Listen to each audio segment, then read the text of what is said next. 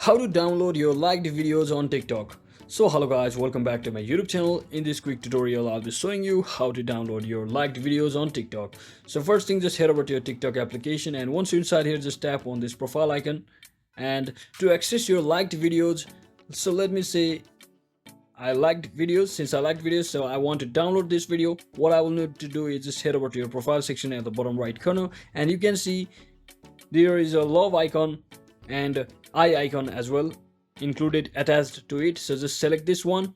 So it basically means all of your liked videos will pop up over here. So just tap on the particular video, liked videos which you want to download, and simply long press on it, and you can simply click on share save video. So as you can see, some videos will not allow the save option, so you may have to screen record it for such case.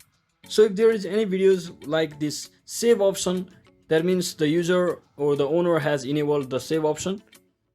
You can easily download or save the video on your device by simply tapping on that button over here, just like this, and you can easily share it with any of your friends. So that is it for today guys. I hope this video was helpful. If it was, don't forget to like and subscribe to the channel. See you on the next one.